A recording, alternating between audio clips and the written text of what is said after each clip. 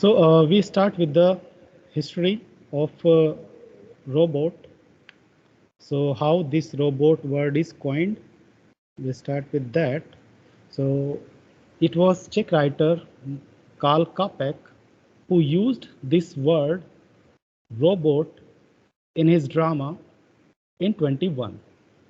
So this robot word is basically coming from a Czech word robota.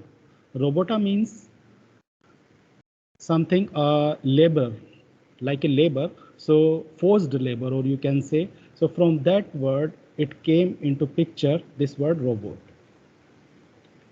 The Russian science fiction writer Isaac Asimov coined the word robotics in his story. So there is a relation between robot and robotics. Robot and robotics. So robotics denotes the science devoted to study of robots. Okay, for example, if you are studying the microprocessor, so the domain in which we study this microprocessor is called electronics. Similarly, the domain in which you study robots is known as robotics. Okay, yeah.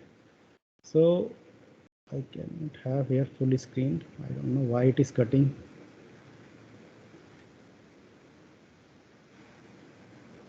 Why it is cutting? Why it is not? Okay, maybe some problem. I cannot see full of my screen. It is cutting from up. I don't know why. Pen toolbar. Okay.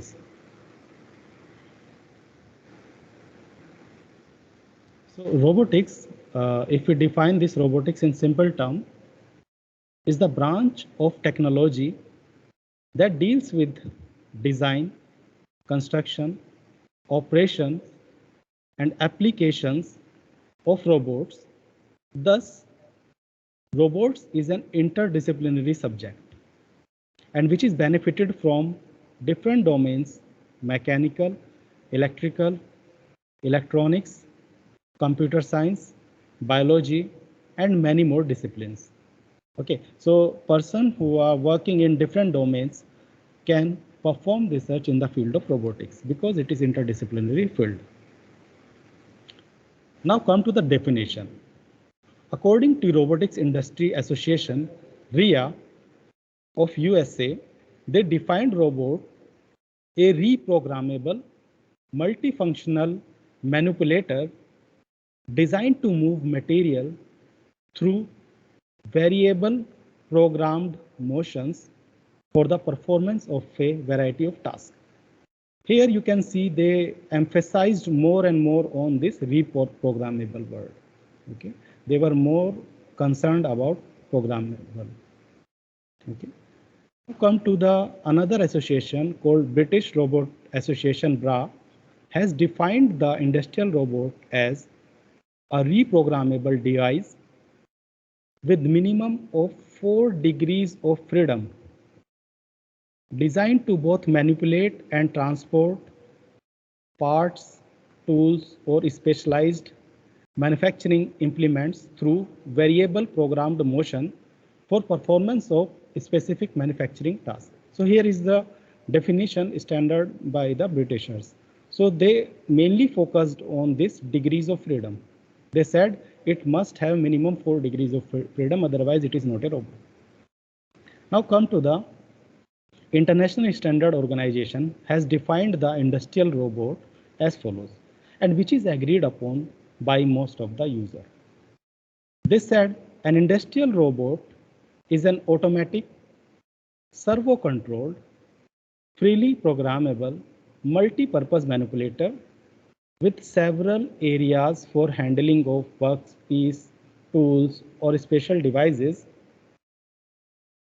Variably programmed operations make the execution of a multiplicity of tasks possible. So in this definition, it is more or less universal because they used all the required terms in this definition, but still Despite the fact that a wide spectrum of definition by RIA, JIRA, BRA, or ISO exists, none covers the features of a robot exhaustively. Okay, still there are conflict between them. So there is still confusion in distinguishing a robot from automation. Okay, you can make a confusion between automation and the robot. Laws of robotics. For ethical conduct of robots, Russian writer Isaac Asimov conceived the robots as humanoids, devoid feelings, and used them in number of stories. And for their ethical conduct, they postulated some rules. So there are three laws for the robot. The first law says that a robot may not injure a human being or through inaction allow a human being to come to harm. This is the main rule, that anyhow the robot must not harm to human being. The second law says a robot must obey order given to it by human, except where such orders would conflict with the first law. Okay, here it says that if I give some order to a robot, it must obey that, but it should not conflict with the first law. If I say that kill that man, so it is conflicting with the first law. Okay, it should obey my order, but it should not conflict with the first law. Third law says a robot must protect its own existence as long as such protection does not conflict with the first or second law. Okay, it should also protect himself, but it should obey first law, that it should not harm human being. It should obey second law, that it should obey the orders given to it. So these three rules make ethical conduct of robot operations. Robot applications you can find in every walk of life. It is limitless, and in everywhere nowadays, everywhere you can see the application of robots. In manufacturing, for transporting materials, for welding, for painting, for screwing, assembling, we have many applications in manufacturing. Underwater, we have underwater robot which performs underwater maintenance operations for bridges, structures, space exploration, for exploration of many asteroids or some planets, adding disables. We have robots who serves some disabled, handicapped people. It also helps in home chores like cleaning, washing, and so on. In transportation, for transportation of goods and transportation of people, and also in rescue operations in some disasters like flood or some fire. These robots can help to the human operator, and also for fun for children and many more. The list is going on. You have application everywhere of robots. A robotic system, it's not just robotic system consists of not just robot, but also other devices and systems. Only the structure, a structure is not a robot. It should have some other devices like controller, sensor, computer system that are used together with the robot to perform some necessary task. If you have some structure having some links, some joints, it is not a robot, it's a simple structure. It needs some intelligence. So there are some other devices which need to be integrated with the robot. Robot requirements. First thing, because always we found many confusion in robotic society, what is robot, if automation is robot or not, there are some set of rules which differentiate a robot from other automatic machines. First thing, robot try to mimic human motion or behavior. In fact, a human performs some certain type of tasks, and these robots actually mimic those motions and those behaviors so that they can perform the same task. However, they cannot replace the human being. Whatever you watch in science fiction movies, that robots are very advanced, but nowadays they cannot do like that. They cannot replace human being. A robot must possess intelligence. This is the important thing. It must possess intelligence. And second, its behavior should be flexible in nature. I am focusing on these two words, intelligence and the flexibility. So flexibility means if change in the program, then motion of the robot can be changed. Okay. Manual handling devices or fixed sequence robots can't be considered as robot. Okay.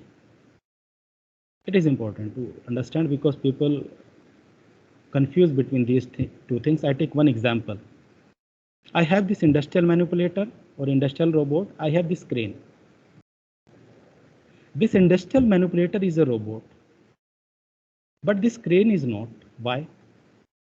If you look, you have some links, link 1, link 2, link 3, link 4. Okay. It is also having some links, link 1, link 2, and link 3, and so on. This robot is having some joints and actuator. There are joints. Okay.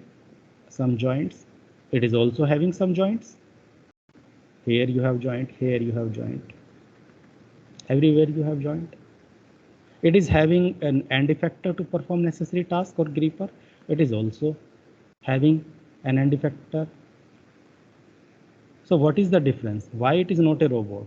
Can anyone tell? Why this crane is not a robot?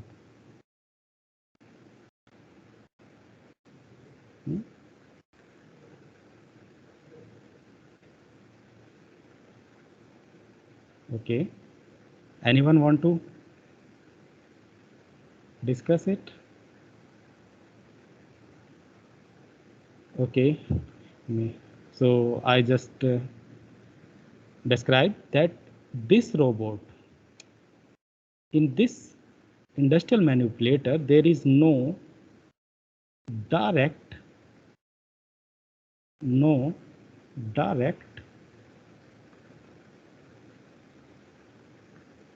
intervention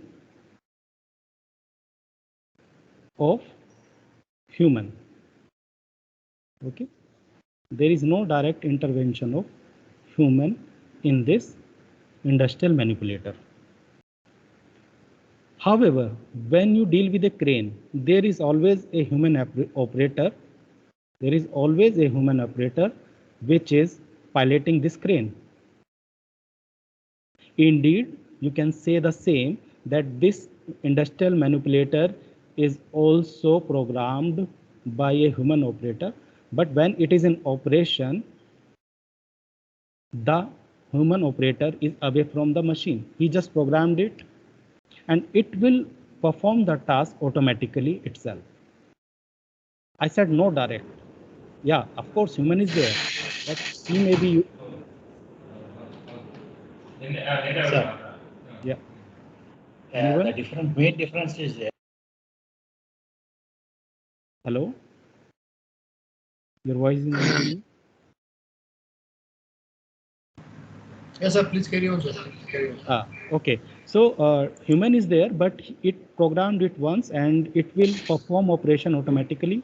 While in case of crane, the crane is piloted by a human operator. So this is the difference why this system is called a robot and this is called a simple machine, not a robot. Repeatable operation is not possible in the crane, sir. What, sir? Please repeat. Repeatability is not possible in the crane. Yes, The that is same also, task is not possible to be repeated with the same accuracy in the crane because exactly. human operates.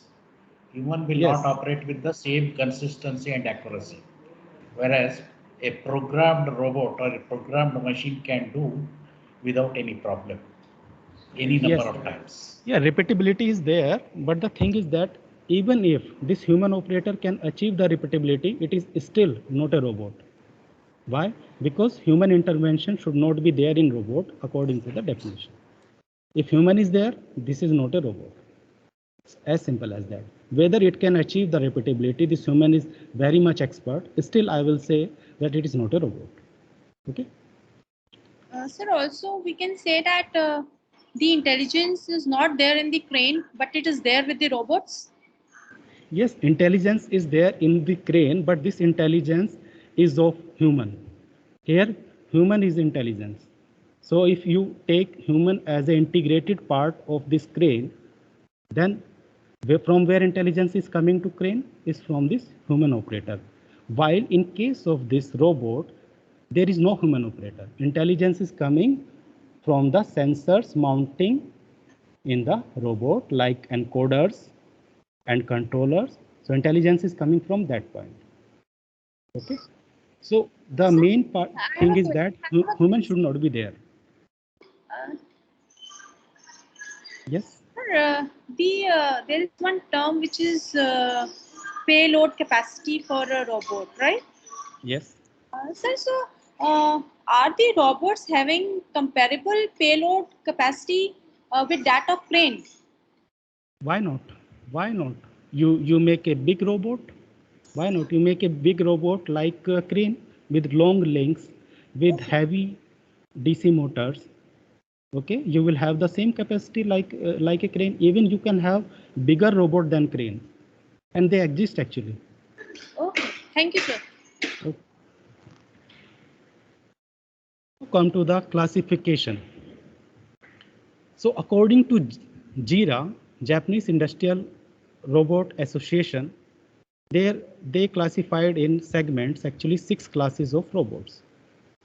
First one is manual handling device. These are like automated machines, but there is human operator. You can say mechanization, not automation, mechanization. In second class of robot, you have fixed sequence robots, which are hard to modify. Okay, once you assign them a particular task, and if you want to modify that task, you cannot. Those are called fixed sequence robot. And third class, variable sequence robot, which can be modified. In fourth class, this JIRA people said that these are robots where you can just teach them. They record that motion for later playback. They just learn whatever you teach them, and they can repeat that sequence n number of times, the same operation n number of times with same accuracy. Another class 5 robots are numerically controlled robot, where you don't need to feed a program. You just feed a program. You don't need to teach them. You just write a program and it will follow that program. Class 6 robots are intelligent robot. Means those robots can interact with the environment as well. Means these robots are having some kind of sensors which actually achieve, obtain the information regarding states of different variables, environmental variables for the robot workspace. But the another association, Robotics Institute of America, RIA, only considers class 3 to 6 as robot. They don't consider class 1 and 2 as robot. They say these are not robot. Okay. Only 3 to 6 are robot, because first two classes do not provide any flexibility. That's why I said in my initial slides, I said I focused a lot on this flexible word. In many definitions, you will find that they always say reprogrammable. Reprogrammable means flexible. You can modify. Okay. It should not be designed only for just one operation. If you want to perform some other kind of operation, you just reprogram that, and the same robot can be used for other tasks. It is like that. Now, I come to the general classification types of robots. This was classification based on some standard organizations. Now come to the variety of robots. Not classification, I will say variety of robots. There is robot called fixed base robot, and there is robots called mobile robots. These fixed base robots are robots which are fixed to any physical location. That can be a wall, that can be a floor or ceiling. They are fixed to that. They cannot move. However, the end effector can move in a restricted workspace, but their base cannot move. They are fixed to their base. Contrary to that, we have mobile robots which can move from one place to another place. Like inside mobile robot we have varieties.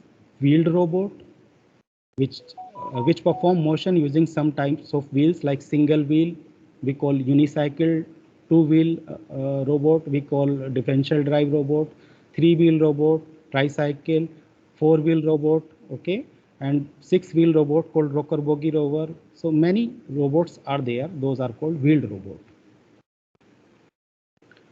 Another robot is legged robot, which performs motion using legged motion, and this kind of robot can be with 2 legs, they are called humanoid, with 3 legs, these are the tripod, and 4-leg quadruped robot with 6 legs called hexapod, and their gating pattern, how they move, is defined based on the living organism behavior. Okay.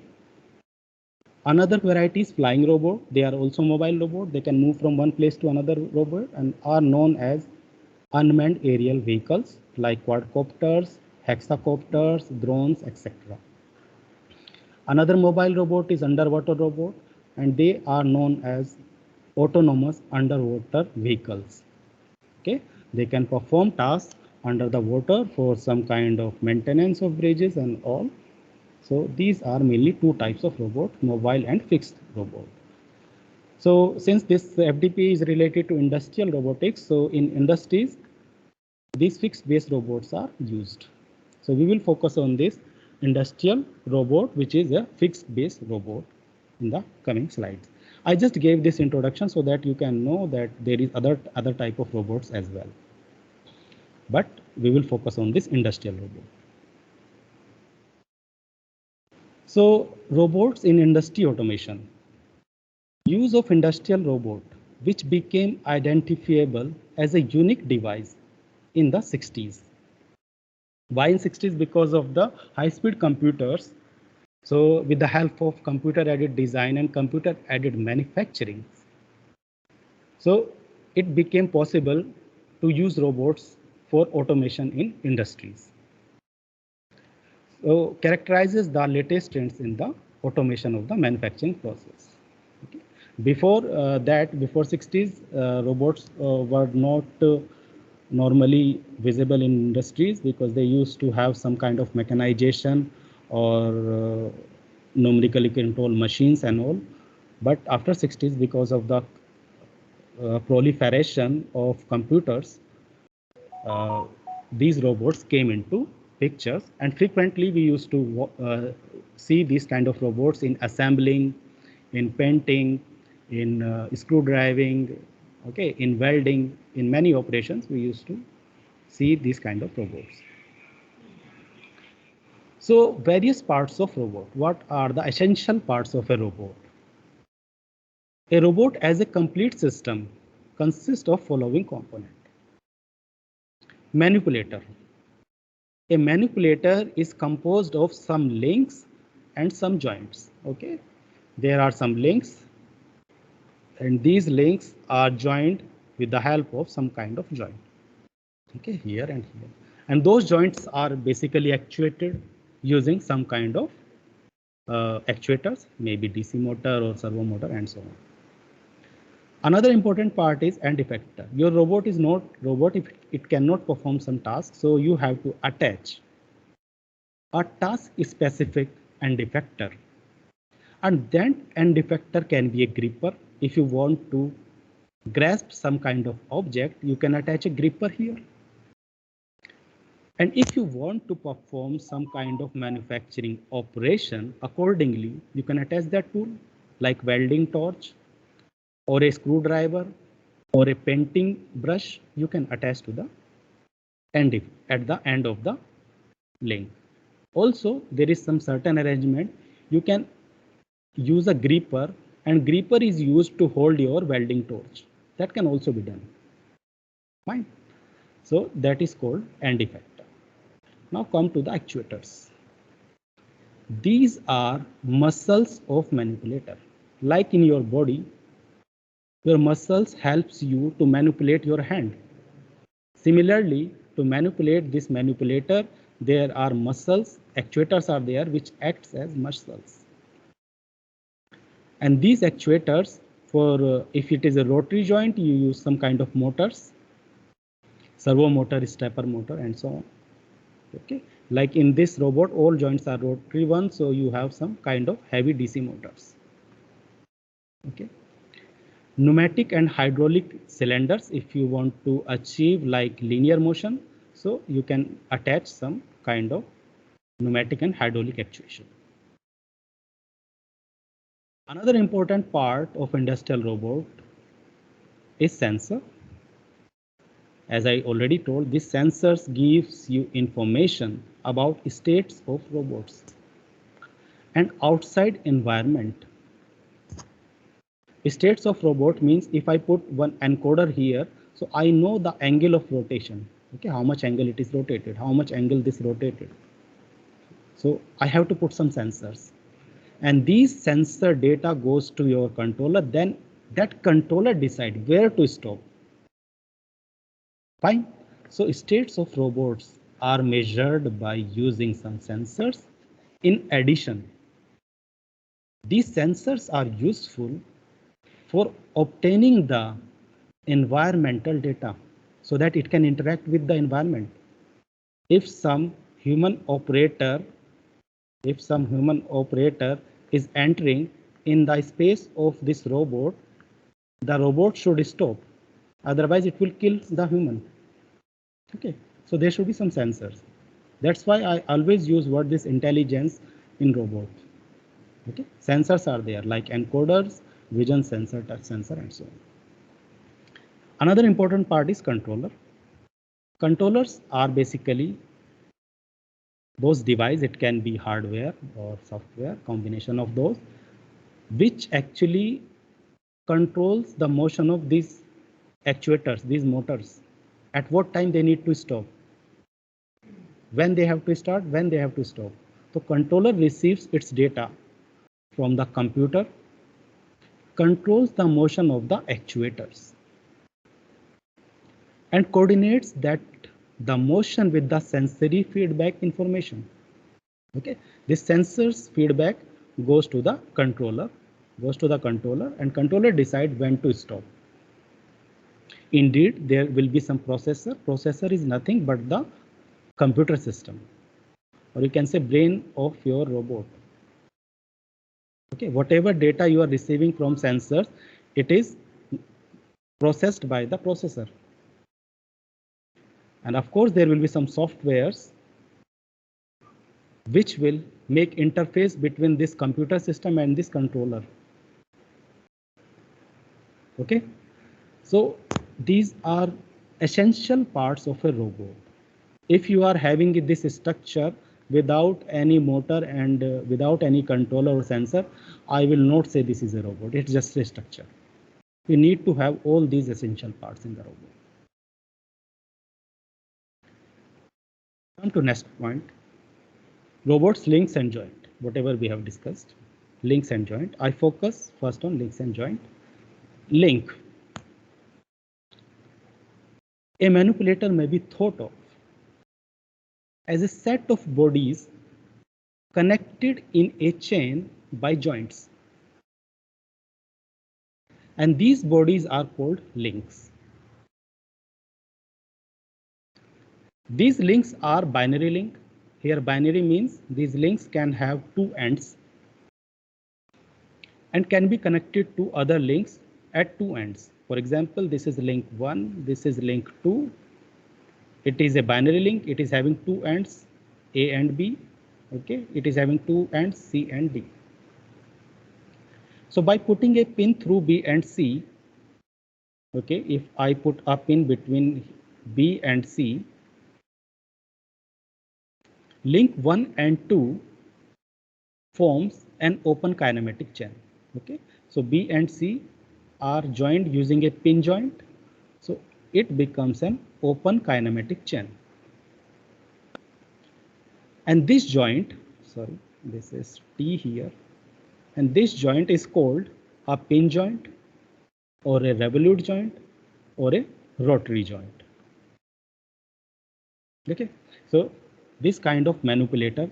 So don't be confused between these words like industrial robot. This is also this fixed base robot. Okay, a manipulator, it is also a fixed base robot. Open kinematic chain, it is also a fixed base robot. So people can use different names for this kind of robots. Okay, so generally they use industrial manipulator or industrial robots, they call them. Robot joints. There can be certain types of joints in robots like revolute joint. You have link 1, you have link 2. Both can have relative rotary motion between them. Okay, these two can be rotated or one can be rotated relative to each other. So there is only one motion about this vertical axis. Similarly, there is prismatic joint. Here, for example, this is link 1, this is link 2. So link 2 can move up and down, okay, linearly up and down. So it is called a prismatic joint. A cylindrical joint, if you look at a cylindrical joint, this is link 1, this is link 2. This link 2 can move up and down. Also, this link 2 can also rotate about this link 1. So it becomes a complex joint because it is having 2 degrees of freedom, this up and down motion and this rotary motion as well. There is planar joint. You have this link 1, link 2. Of course, this link can have motion along this x-axis, okay, along this y-axis as well. So again, it is a complicated joint because you are having 2 degrees of freedom for this joint. Screw joint, it is a certain type of your prismatic joint. In this case also, this is link 1, this is link 2. You have only 1 degree of freedom up and down. Another interesting joint is spherical joint. Very complicated because it can have motion about x, okay, about y, and also it can move sometimes in z direction also. So it is very complicated joint. Okay, so generally we don't use this spherical joint in any kind of robot because since revolute and prismatic joint, those are simplest joint and easy to control because they are having only 1 degree of freedom. They are generally used, or I will say they are always used in robots. Okay, because if you want to rotate this joint, simply you put a motor here and you can control this joint. Okay, if you want to get this up and down motion, simply you put a hydraulic or pneumatic cylinder and you will have this up and down motion. But here it is very difficult to realize this motion or this motion. So in all the robots, they use revolute and prismatic joints. So joints, two basic types of commonly used joint in industries are revolute and prismatic, as I discussed in the previous slide. This revolute joint is also known as pin or rotary joint, and this prismatic joint is also called slide or linear joint. Okay, so if in this revolute joint, these two links can rotate with respect to each other, relative to each other. This is the symbol to showing this connection. And in this prismatic joint, this is link 1, link 2. So link 2 can make a linear motion or sliding motion like this to and fro. And this is the symbol to represent this joint and call this the prismatic joint. Hold a minute, just let me have some water.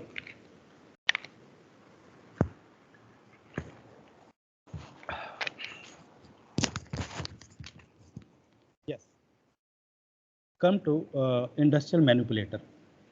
Again, I say don't be confused. People use different name. Manipulator, you can say industrial robot. Industrial robot, or also you can say open kinematic chain or articulated robot, and so on. Many names are there. So main component of a robot as a structure, I'm talking about structure, not the system. So as a structure, you have a base, you have an arm, you have one end effector, and between this arm and end effector there is wrist, which make a connection between arm and end effector. The complete structure is known as industrial manipulator. The kinematic chain is formed by connecting two or more links. Okay. Here we have this link 1, link 2, but you can have more links 3, 4, 5, 6, and so on. And that is called kinematic chain. To form a manipulator, one end of the chain should be fixed. Okay. If I leave this link in the air, there is no meaning of that kind of chain. So you need to fix this end of this robot. So this is a fixed link. I will say this is a fixed link, zero link, which cannot make any motion. If this is link number 1, this is link number 2. So link number 1 is attached at one end to a fixed base, which cannot move. And that fixed base you can qualify as a link 0. Okay. The end effector is connected to the free end. The end effector is connected to the free end. One end is fixed here, one end is fixed here, and the other, at the other hand, you have end effector. And such a manipulator is called an open kinematic chain. Now you will have a question, what is closed kinematic chain? We are not going to discuss that here, but I just give you some overview that closed kinematic chains are used in special purpose manipulators for certain tasks, and such manipulators are called parallel manipulators, where you will not have such kind of free end. Okay.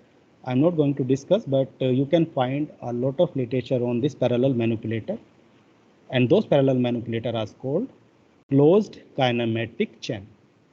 Okay, here we are dealing with open kinematic chain. Now come to degrees of freedom. The number of independent movements that an object can perform in three-dimensional space is called number of degrees of freedom. For example, you are having an object in the space. How many motion it can perform? If it is not fixed to any location, it is free.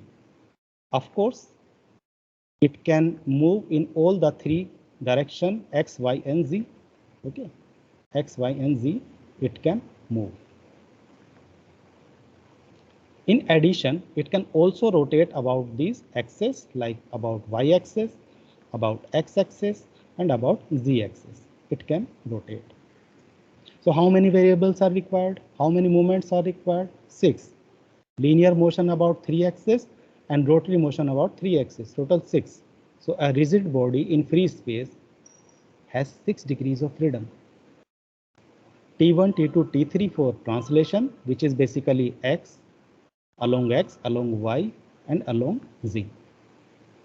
Also 3 rotation about 3 axes, about X theta X, about Y theta Y, about Z theta Z orientation. To specify position and orientation of a body, okay, if I am having this body and I need to locate it, I need to give position and orientation of this body. How many variables I need? I need 6 independent variables when it is in 3-dimensional space. Now come to some situations where you are restricted in this vertical direction, means perpendicular to this slide. Okay, perpendicular to this slide, you are not allowed to move. You can only move in Y direction and in Z direction. How many variables you need? And this is the body. It is a planar body in the planar space. How many variables need to specify it? I need its motion in about Y axis, its movement about Z axis, and its rotation in the YZ plane.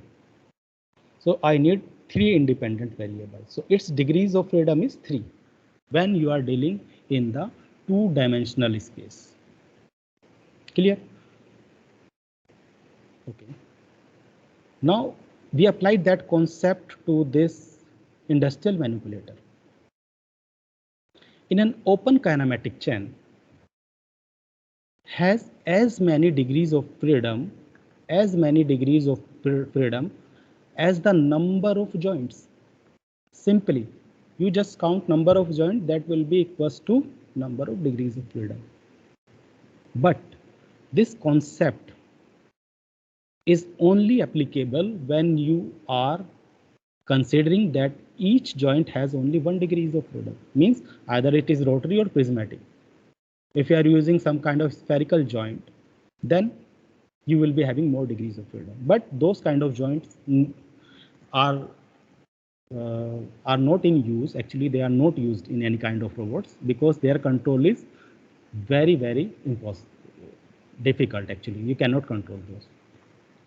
So number of joint is equal to number of degrees of freedom. It's also equal to number of links. I say not only the joints, number of joint, but also it is equal to number of links. How? For example, I am having 2 links here, link 1, link 2. And how many joints are there? Here, actually no joint here. So I add 1 because to be a manipulator, one end should be fixed. So I fixed this end. Okay, I add another link here, and which is fixed to ground, Okay. As I told you, this link, because it cannot move, it is qualified as a fixed link, or you can number it as a 0 link. It is not counted in the motion of robot. So number of joint number 1, which is between the link 0 and link 1. Okay. Joint number 2, which is between the link number 1 and link number 2.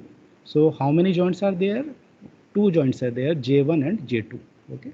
There are 2 joints are there, J1 and J2. Thus, degree of freedom for this manipulator is equal to 2. Number of joint equal to number of degrees of freedom. In addition, if you count number of links, I have link number 1, link number 2, there are 2 links.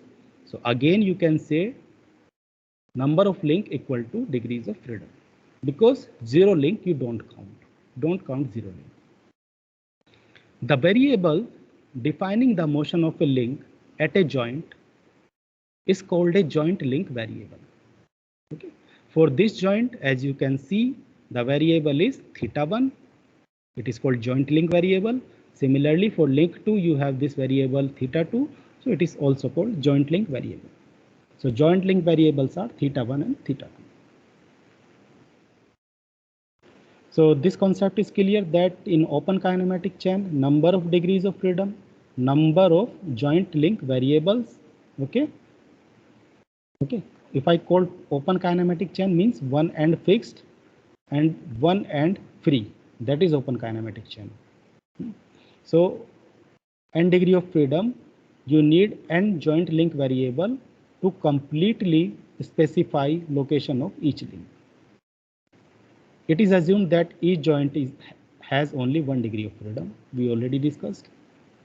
Thus, for a 2 degree of manipulator, 2 variables are required to define location of endpoint. Okay. So if your robot is having 2 degrees of freedom, so we need only 2 variables in order to define location of the endpoint. Okay. Now look at this these 2 examples. This link, because it is having 2 joints, it is a 2 degrees of freedom. But what workspace it can swap? It can swap a planar workspace, isn't it? because it cannot have motion. For example, x is perpendicular to plane of this slide. Okay, it can move in y direction, in z direction, but cannot move in the x direction perpendicular to this slide. Means it can perform only the planar motion. If somebody asks that I add more links to this planar mechanism, okay, I add one link, one more link, I add one more link, okay, still you are not satisfied, you add more link. Okay, what you will say? You will be saying that it is having 1, 2, 3, 4, 5, okay, total 6 joints are there. So this robot is of 6 degrees of freedom. But still, despite that it is having 6 degrees of freedom, still it can swap only the planar workspace. It cannot move in the 3 dimensions, 3D space. However, if you look at this robot, this articulated robot, you are having one joint here, which is between this 0 link. This is link number 1. This is link number 2. This is link number 3. Between 0 and 1, you are having this joint, rotary joint. So this link 1 can rotate like this, okay, with respect to 0 link. And you are having this link which can rotate like this. Okay, you have link number 3 which can also rotate like this. Okay, so total joints are 1, this is second 2, 1, 2 and 3. So how many degrees of freedom for this robot? Only 3. But still this robot can swap a 3-dimensional space, x, y and z. It can also move in the x direction, okay, in y direction, in z direction also, because of this joint.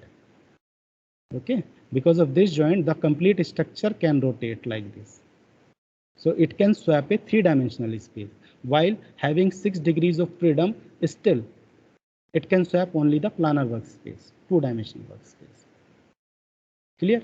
So always remember, degrees of freedom are equal to number of joints in the manipulator, number of joint in the manipulator. Robot reference frames. Robots may be moved relative to different coordinate frames, and those frames are world, joint and tool reference frame, resulting in different motions. First, I talk about world reference frame. This is a universal coordinate frame. This world reference frame is universal coordinate frame, and it does not move with the robot. It is fixed. And this is used to define the motion of the robot relative to other object. So as I told you, this first link is a fixed link, 0 link. This is 1 link, this is 2 link, this is 3 link. So this world frame is always attached to your XYZ, is attached to your fixed link. Fine.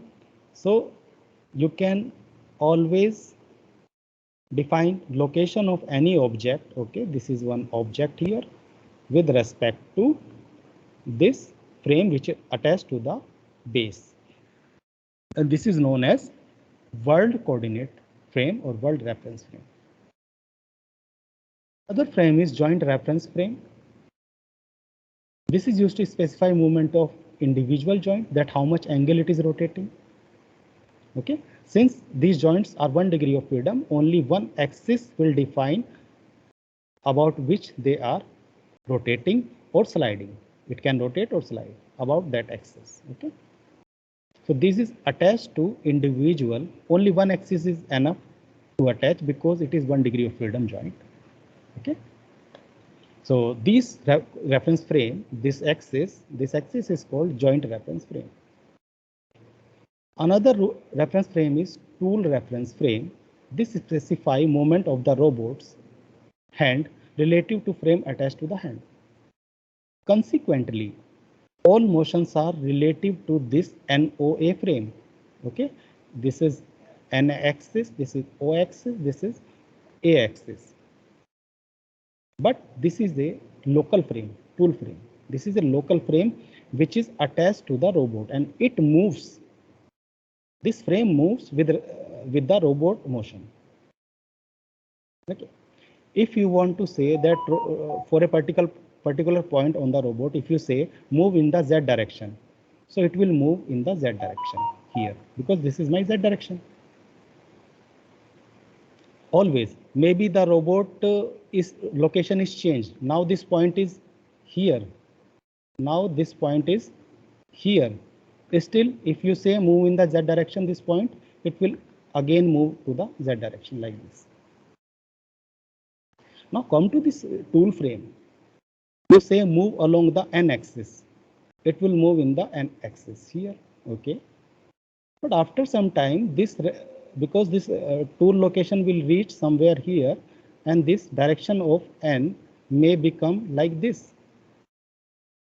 And you again say that move along the N axis. So it will move in this direction. So there is a difference. It is moving in this direction. Here it is moving in this direction. But in the fixed frame, in the universal world frame, it will also move vertical. Okay, because it is a fixed frame and this is a moving frame. This is the difference between tool frame and the universal frame.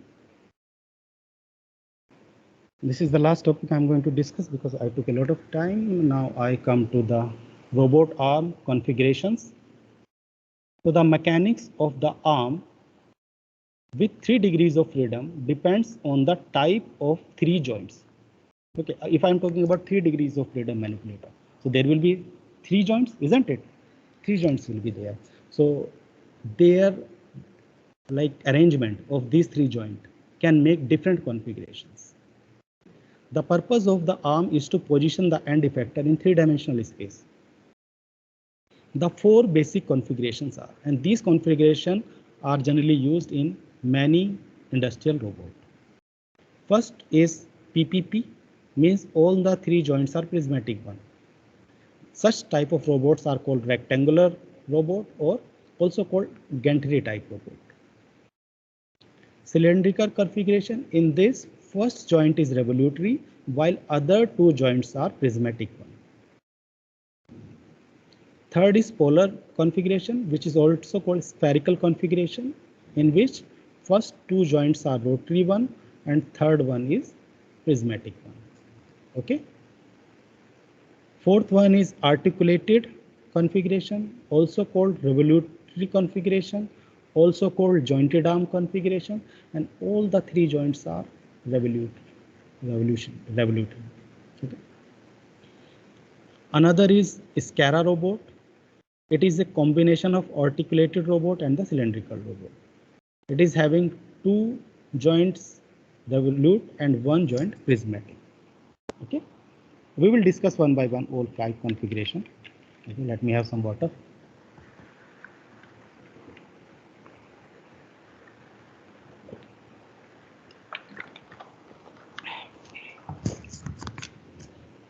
Okay. Come to first configuration. This is the Cartesian configuration, which is also called rectangular. So here, if you look on 3 joints, okay.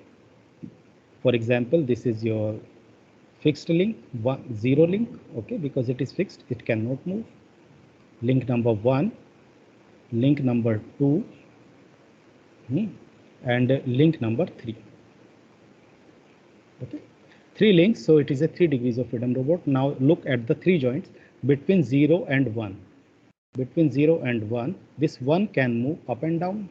It is a prismatic joint. Between link 1 and 2, this 2 can move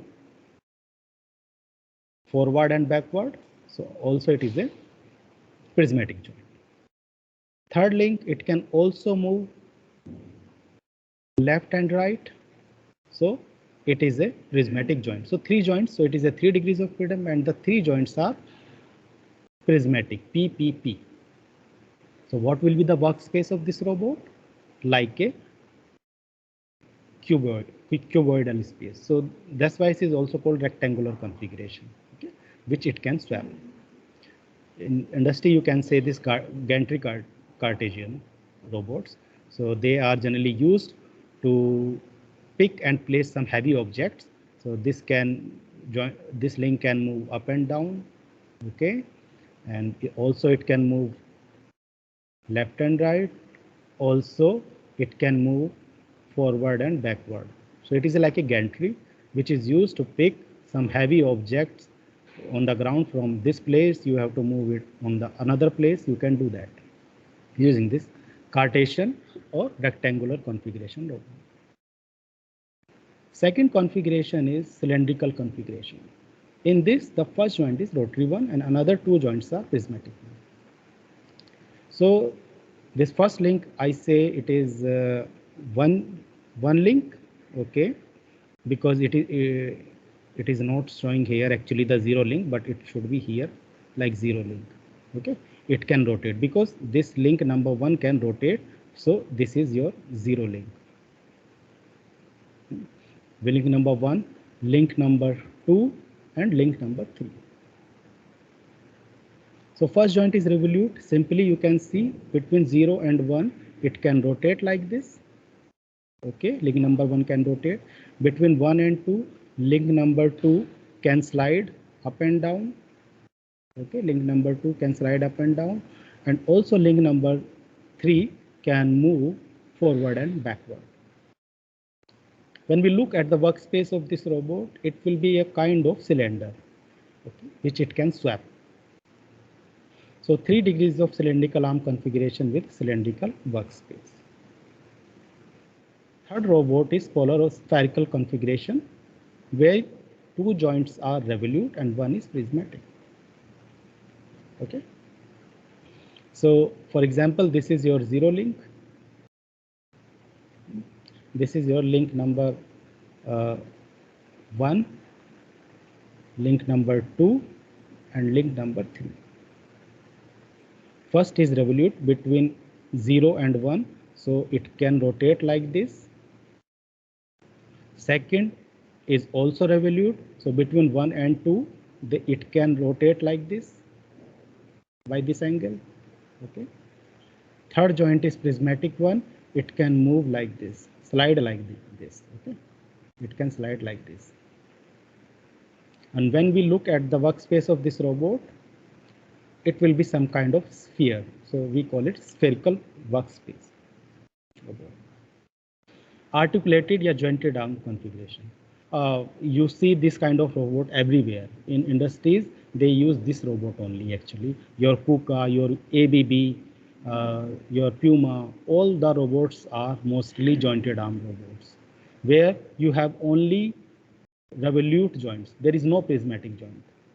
And this is the mostly used industrial robot. Everywhere you will find this. Okay, so here, for example, this is your fixed link, which is fixed to ground. Say I call it 0 link. This is link number 1, link number 2, link number 3. Okay, so between 0 and 1, there is a rotary joint, and this link 1 can rotate like this. Link 2 can rotate like this between 1 and 2. Between 2 and 3 also a revolute joint, and 3 can rotate like this. So all the 3 joints are revolutory joints. So this kind of configuration is called 3 degree of freedom articulated arm configuration with spherical workspace. So this is also having the same kind of workspace, that is spherical. But all the joints are revolutory. Another configuration which is used for certain type of task is called selective compliance assembly robot, that is SCARA. In this robot, first 2 joints are revolutory and third one is prismatic.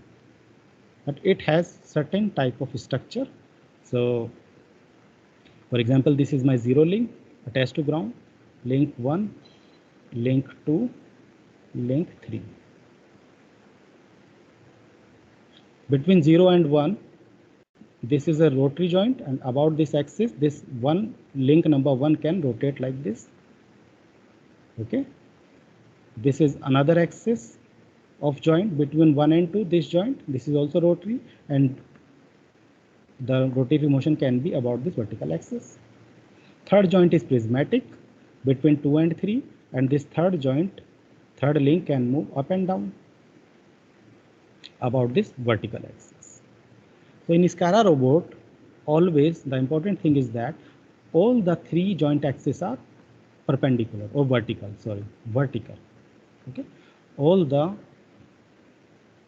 joint axes are parallel to each other, and those are vertical. Okay, this is a specific configuration which provide a certain kind of robustness in your joints and called SCARA robot. Okay. So these are some good reference book. I suggest you to study for more details about robotics by J.J. Craig, by R.K. Mittal and Nagrath I.J. and Saeed B. Niku. These are good books. You can, standard books, you can study for your further study. For now, I finish my presentation, and we are open to questions. You can ask if you have any question. Thank you.